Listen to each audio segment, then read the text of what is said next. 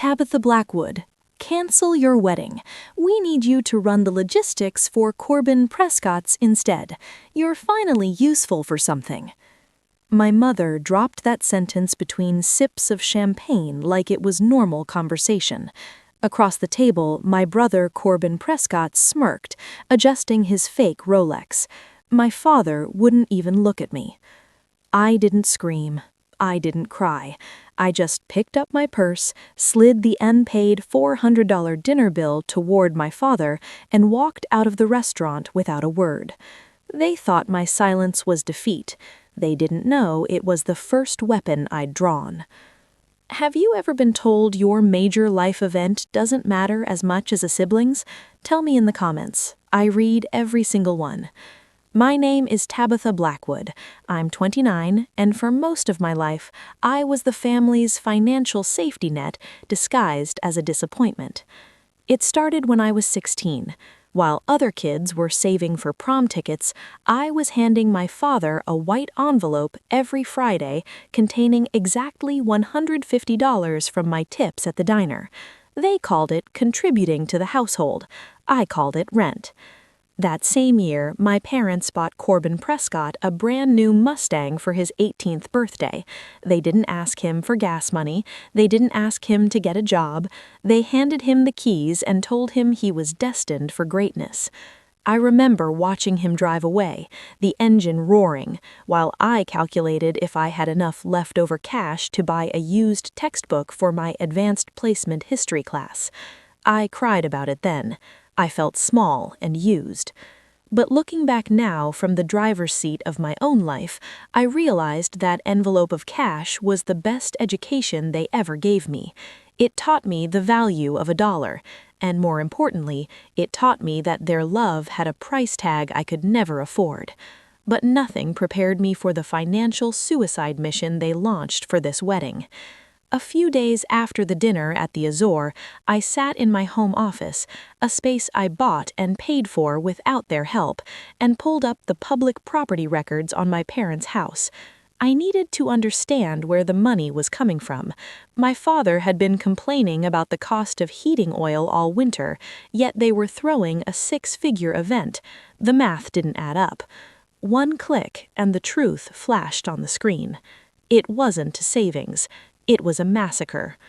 To fund the $150,000 non-refundable deposit for Corbin Prescott's royal wedding, my parents hadn't just scraped together some extra cash, they had executed a cash-out refinance on their paid-off home, stripping out 80% of the equity they had spent 30 years building. But that wasn't enough. I dug deeper into the tax implications. To cover the rest, they had liquidated their 401k retirement accounts early. They took the 10% penalty, they took the massive income tax hit, they literally set their entire financial future on fire just to keep Corbin Prescott warm for one weekend. I stared at the numbers, feeling a cold kind of nausea. Why would rational adults do this? It's what I call the borrower's delusion. See, my parents didn't just love Corbin Prescott, they were addicted to the idea of him. They had bet every cent of their retirement on the fantasy that Corbin Prescott was a genius business executive who would become a millionaire and take care of them. They needed him to be the golden child. If Corbin Prescott was a success, then their recklessness was actually a brilliant investment. If Corbin Prescott was a fraud, then they were just two elderly people who had bankrupted themselves for an ego trip. That's why they hated me. I was stable. I was debt-free. I was boring. I was the mirror that reflected their own stupidity back at them. Every time I paid a bill on time or saved money, it reminded them that they didn't have to gamble everything to be secure. They had to smash the mirror to keep believing the lie. They thought they were investing in a king. They didn't know they were bankrolling a court jester who was already stealing from the treasury. The escalation began 3 weeks before the wedding, and it wasn't subtle. It started with a text from Corbin Prescott at 2 in the morning. "Need you to coordinate with the caterer. They're asking about vegan options. Handle it." No please, No hello, just a command as if I were his personal assistant. I didn't reply. The next morning, my phone rang when I was in a meeting with a client. It was my mother. I sent it to voicemail.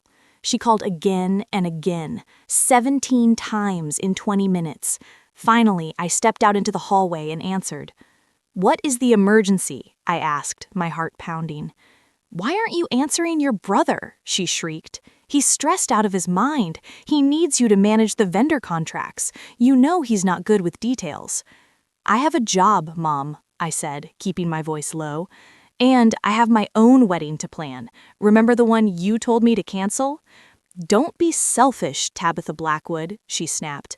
"Corbin Prescott is the heir apparent to the Harrington Empire. This wedding is a networking event for his future.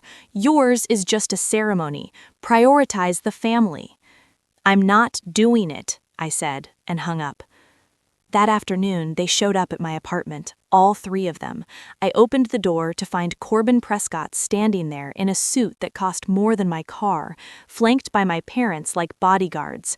He pushed past me into the living room without waiting for an invite. "Where's Gideon Thorne?" he asked, looking around with a sneer. "Out fixing a toilet somewhere?" "Gideon Thorne is working," I said, leaving the door open. "We need to talk about your attitude," my father said, stepping inside. "Your brother is under immense pressure. The least you can do is help him coordinate." "I told you no," I said. "I'm busy." Corbin Prescott laughed. He walked over to my desk and picked up a framed photo of Gideon Thorne and me. "Busy doing what? Crunching numbers for chump change? Look, Tabitha Blackwood, let's be real. Gideon Thorne is a handyman. You're a glorified accountant. Neither of you understands the stakes here." He set the photo down, face down. "I'm going to be vice president of sales by Christmas," he announced, puffing out his chest. "Mr. Harrington himself is coming to the wedding. This event has to be flawless. If I land this promotion, I'll be making enough to buy and sell you 10 times over." I looked at him, really looked at him. The arrogance, the entitlement, the absolute certainty that the world existed to serve him. "You really think you're getting that promotion?" I asked quietly. "It's a done deal," he scoffed. "Harrington loves me. I'm the golden boy. That's why Mom and Dad put up the money. It's an investment in the winning horse." My mother nodded eagerly. "Exactly. We're investing in the future, and you need to get on board, Tabitha Blackwood. Stop being jealous and start being useful." "Jealous?" I repeated. "Yes, jealous," Corbin Prescott shouted, "because I'm the one going places. I'm the one who matters, and you're just the help, so act like it." He smirked at me. That same smirk he'd used since we were kids, when he broke my toys and blamed me for crying. "Fine," I said. The word tasted like ash, but it was necessary. "I'll be there." "Good," my father said, patting Corbin Prescott on the back. "See, she just needed a reminder of her place." They left, high-fiving each other in the hallway. They thought they had won. They thought they had crushed me back into submission. I closed the door and locked it. Then I turned around and looked at the empty apartment. They didn't know that Gideon Thorne wasn't fixing a toilet. He was in a boardroom across town, signing the final acquisition papers for a chain of luxury venues, including the Gilded Manor, the very place Corbin Prescott had just booked. And they certainly didn't know about my job. Glorified accountant, Corbin Prescott had called me. I walked to my desk and opened my laptop. I logged in to the secure portal for the Harrington Group. I typed in my credentials. User T. Blackwood, clearance level, external forensic auditor, status, active. I wasn't an accountant. I was the person hired by the board of directors to find the leak in their sales division. I was the person Corbin Prescott was terrified of, only he didn't know I existed. I stared at the screen. They wanted me to be useful. I would be useful. I would be the most useful person in their entire lives. I was going to audit my brother's entire existence. The next morning, I didn't put on my usual work-from-home leggings. I put on a charcoal blazer, stilettos that clicked like gunshots on marble, and the diamond stud earrings I'd bought myself after my last big case. I drove downtown to the Harrington Group Tower, a 40-story monolith of glass and steel that dominated the skyline. To my family, this building was the temple where Corbin Prescott worshipped. To Corbin Prescott, it was the kingdom he was about to inherit. To me, it was a crime scene. I walked into the lobby. The security guard, a former Marine named Dwayne, who never smiled at anyone, looked up. He saw me, straightened his spine, and nodded. "Good morning, Miss Blackwood," he rumbled. "Boardroom B is unlocked for you." "Thanks, Dwayne." I swiped my badge. It wasn't a visitor pass, it was a red-level clearance card, the kind issued only to suite executives and the external auditors hired to police them. The light turned green, and I stepped into the elevator. I wasn't here to check attendance. I was here to hunt. I set up in the private conference room on the 38th floor. I didn't need to hack anything. I had root access. I pulled up the financial records for the sales division, specifically the accounts managed by the top performer, Corbin Prescott. Glorified accountant, he had called me. I opened the digital ledger. I didn't look for math errors. Math errors are mistakes. I was looking for patterns, and patterns tell stories. It took me less than 10 minutes to find the ghost in the machine. Corbin Prescott's sales figures were spectacular. Too spectacular. He was showing a 30% quarter-over-quarter growth in a stagnant market. I clicked on his top 3 new clients, Summit Global Ventures, Pinnacle Media Group, and Lodestar Advisory. I ran a quick cross-reference with the Secretary of State's database. Summit Global Ventures dissolved in 2019. Pinnacle Media Group, the registered address was a UPS store mailbox in a strip mall in Nevada. Lodestar Advisory didn't exist. My brother wasn't a sales genius. He was a fiction writer. He was creating fake invoices to inflate his sales targets, triggering massive performance bonuses for himself. But where was the money coming from to pay these invoices? I followed the cash flow. He was funneling the marketing budget money meant for ads and client dinners into vendor payments to these fake companies. And here was the kicker. I traced the routing number for Pinnacle Media Group. It looked familiar. I pulled up my own banking app and checked my transfer history, specifically the $2,000 I had sent Corbin Prescott for his car repair last year. The routing numbers matched. He was wiring company money directly into his personal PayPal account. He wasn't just cooking the books, he was burning down the kitchen. The total embezzled amount over 3 years was just over $400,000. I sat back in my chair feeling a cold, hard knot in my stomach. This wasn't just unethical, this was federal prison time.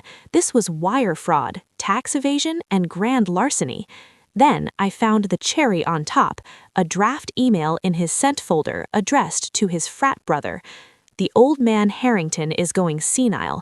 I'm printing money over here and nobody's watching. By the time I'm VP, I'll bury the paper trail. The parents just mortgaged the house for the wedding, so I'm golden." I stared at the screen. He called our parents' sacrifice, their financial ruin, his safety net. He was laughing at them. He was laughing at Mr. Harrington. I hit print. The laser printer hummed to life in the corner, spitting out page after page of damning evidence. Bank statements, fake invoices, the email, the IP logs.